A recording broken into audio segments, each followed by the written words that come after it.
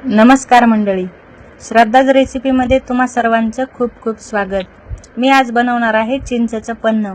तर त्यासाठी इथं मी चिंच घेतलेली आहे आणि गूळ, त्यामध्ये पाणी टाकून 2 तासासाठी चिंच गूळ भिजायला ठेवायचा आहे।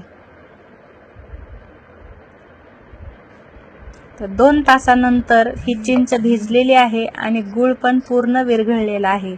तर चिंच ही हाताने अशी दाबून बाजूला काढून घ्यायची आहे आणि जे पाणी तयार झाले ते चाळणीने गाळून घ्यायचे आहे। अगदी सोप्या पद्धतीने मी चिंचेचं पन्ह बनवणार आहे। तर आता इथं पळीमध्ये मी तेल गरम केलं आहे, त्यामध्ये टाकली आहे मोहरी आणि थोडासा लसूण। आता ह्या पन्ह्याला तडका मारून घ्यायचा आहे। तर यामध्ये मी हे फोडणी दिलेलं टाकून घेतलं आहे आणि व्यवस्थित हलवून घ्यायचं आहे। त्यानंतर मी टाकलेला आहे अगदी अर्धा चमचा लाल तिखट, अर्धा चमचा काळं मीठ आणि अर्धा चमचा आपण भाजीला जे वापरतो ते मीठ।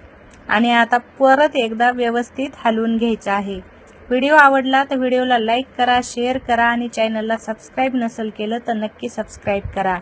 आणि हो, आता उन्हाळा चालू आहे, असं चिंचेचं पन्ह तुम्ही नक्की घरी बनवा। फ्रीजमध्ये थोडा वेळ ठेवल्यानंतर मी पन्ह आता ग्लासामध्ये ओतून घेतलेला आहे। तुम्ही पण असं पन्ह नक्की बनवून पहा।